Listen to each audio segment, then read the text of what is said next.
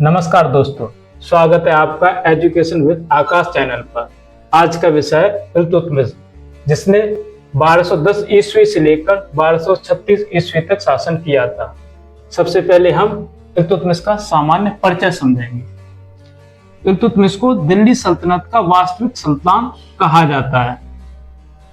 इसका कार्यकाल 1210 ईस्वी से लेकर 1236 ईस्वी तक इसने दिल्ली पर शासन किया था। इसकी जाति इल्बारी तुर्क था। इसका वंश यह शमसी वंश का था। इल्तुतमिश का अर्थ होता है राज्य का रक्षक। इल्तुतमिश की उपाधि समझते हैं। इसकी पहली उपाधि है गुलामों का गुलाम। इसकी दूसरी उपाधि है सुल्तान ए आजम। इसे मदरसा और मकबरा का जन्मदाता भी कहा जाता है। डॉक्टर बुल्जलेहिग ने इसे दिल्ली का अपहरणकर्ता भी कहा है। एक नोट से समझते हैं। मोहम्मद गौरी का अंतिम अभियान खोखरों के विरुद्ध था, तब इल्तुतमिश ने वीरता का परिचय दिया था।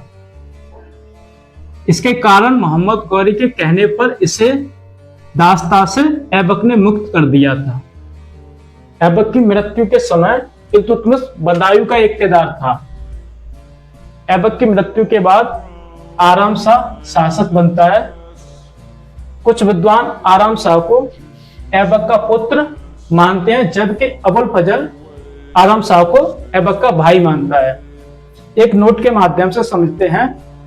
इल्तुतमिश ने आराम शाह को जूद के मैदान में परास्त करके इसकी हत्या कर दिया था और स्वयं दिल्ली की गद्दी पर बैठ जाता है।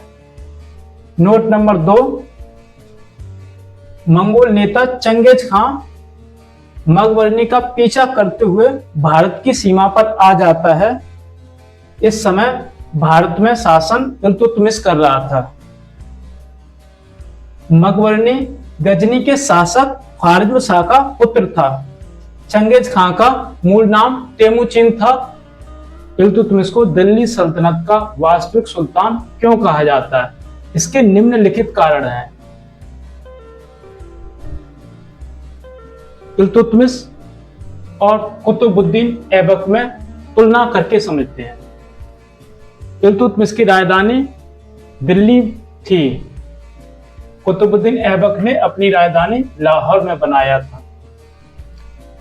इल्तुतमिश को दास्ता से मुक्ति 1206 ईस्वी में मोहम्मद गौरी के कहने पर मिल गई थी, जबकि कुतुबुद्दीन ऐबक को 1208 ईस्वी में दास्ता से मुक्ति मिली थी। इल्तुतमिश की उपाधि, इल्तुतमिश ने बगदाद के खलीफा से खिलत प्राप्त किया था और सर्वप्रथम सुल्तान की उपाधि धारण किया था, जबकि ऐबक मलिक और सिपहसालार की उपाधि धारण किया था। सिक्का, इल्तुतमिश ने टंका और जीतल नामक 2 अरबी सिक्के चलाए थे, जो कि एक टंका बराबर 48 जीतल होता था। टंका चांदी का सिक्का था, जबकि जीतल तांबे का सिक्का था। कुतुबुद्दीन ऐबक ने हसन निजामी के अनुसार दिरहम और दीनार नामक सिक्का चलाया था। ऐसा उल्लेख हसन निजामी अपनी पुस्तक तासुर नासिर में करता है। सल्तनत काल में एकता व्यवस्था की शुरुआत किया था, जबकि ऐबक ने कुछ भी नहीं किया था। इल्तुतमिश का प्रशासन को सुदृढ़ीकरण करने के लिए इल्तुतमिश ने तुर्काने चहलगानी का गठन किया था, जिसे 40 अमीर सरदारों का गठन भी कहते हैं। ऐबक ने प्रशासन में कोई भी योगदान नहीं दिया था। इल्तुतमिश के बारे में इब्न बतूता उल्लेख करता है कि इल्तुतमिश ने महल के सामने न्याय की घंटी लगवाया था। ऐबक ने न्याय के क्षेत्र में कोई भी कार्य नहीं किया था। इल्तुतमिश के समय जिस किसी को भी न्याय चाहिए होता था, उसे लाल वस्त्र पहनना अनिवार्य होता था। डॉक्टर ईश्वरी प्रसाद ने इल्तुतमिश के बारे में कहा है कि निस्संदेह रूप से इल्तुतमिश दिल्ली सल्तनत का वास्तविक संस्थापक था। खलीक अहमद निजामी, जबकि खलीक अहमद निजामी ने कहा है कि कुतुबुद्दीन ऐबक ने केवल खाका तैयार किया था, वास्तविक रूप इल्तुतमिश ने दिया था।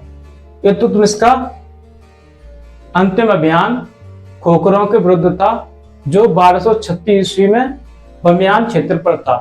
उसी समय इल्तुतमिश की तबीयत खराब हो जाती है और इल्तुतमिश पुनः दिल्ली लौट आता है। 1236 ईस्वी में इल्तुतमिश की स्वाभाविक मृत्यु हो जाती है। वीडियो पसंद आए तो वीडियो को लाइक करें, शेयर करें और एजुकेशन विद आकाश चैनल को सब्सक्राइब करें और कमेंट में अपना सुझाव दें।